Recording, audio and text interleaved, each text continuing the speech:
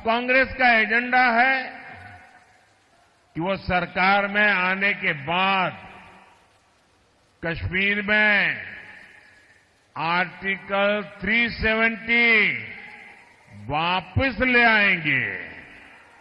अब किसी में हिम्मत है कि मोदी के इस कदम को पीछे हटा सके? कांग्रेस और इंडिया अलायंस ने देश विरोधी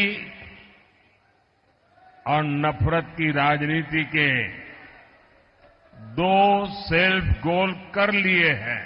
देश में 18वीं लोकसभा चुनाव का शंखनाद हो चुका है। ऐसे में एनडीए को तीसरी बार सत्ता के सिंहासन पर पहुंचाने के लिए पीएम मोदी एक बार फिर से चुनावी रण में हैं। नरेंद्र मोदी तीसरी बार प्रधानमंत्री बनने के लिए हर दिन देश भर में ताबड़तोड़ रैलियां और कार्यक्रम कर रहे हैं। अपने स्पेशल बुलेटिन चुनावी रण में पीएम में हम आपको पीएम मोदी के बारे में दिन भर की अपडेट देंगे, साथ ही उनके बड़े बयानों के बारे में भी आपको बताएंगे।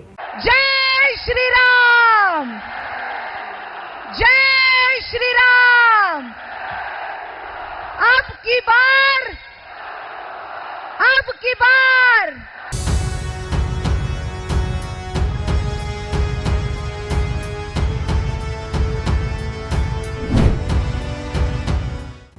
नमस्कार, आप सभी का स्वागत है भारत एक्सप्रेस में और मैं हूं स्नेहा आपके साथ। देश में इस समय चुनाव का माहौल है। नेताओं के साथ साथ लोगों की जुबान पर भी चुनाव को लेकर बात कर रहे हैं।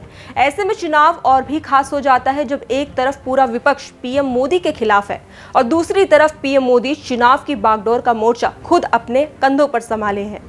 बता दें कि इस बार के चुनाव सभी पार्टियों के लिए अहम माने जा रहे हैं, क्योंकि पीएम मोदी को हराने के लिए वो पार्टियां साथ आई हैं जो कभी एक दूसरे के विरोधी हुआ करते थे।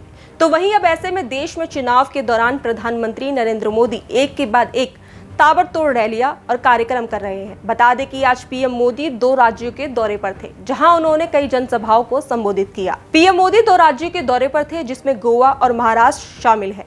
इन जगहों पर पीएम मोदी ने कई विशाल जनसभाओं को संबोधित किया और साथ ही विपक्ष को लेकर उन पर निशाना भी साधा। बता दें कि विपक्ष पर निशाना साधते हुए पीएम नरेंद्र मोदी ने कहा कि जब कांग्रेस और उसके दोस्तों को ये एहसास हुआ कि वो एनडीए के विकास के ट्रैक रिकॉर्ड का मुकाबला नहीं कर सकते, तो उन्होंने अपनी रणनीति बदल दी। वे राष्ट्र विरोधी एजेंडे और तुष्टीकरण का इस्तेमाल कर रहे हैं। इंडिया अलायंस वालों ने खुलकर देश विरोधी एजेंडा और तुष्टीकरण के हथकंडों का इस्तेमाल करना शुरू कर दिया है। अब कांग्रेस का एजेंडा है कि वो सरकार में आने के बाद कश्मीर में आर्टिकल 370 वापस ले आएंगे। जमीन से आ रहे फीडबैक और आप जैसे मेरे परिवारजनों का उत्साह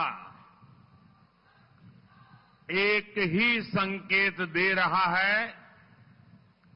फिर एक बार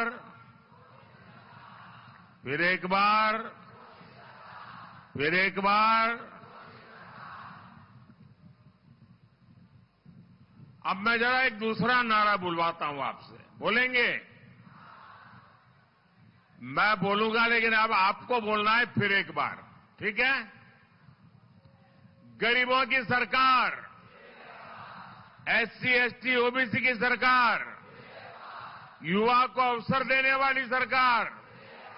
आज के हमारे इस बुलेटिन में बस इतना ही। बाकी देश और दुनिया की तमाम खबरों के लिए देखते रहिए भारत एक्सप्रेस।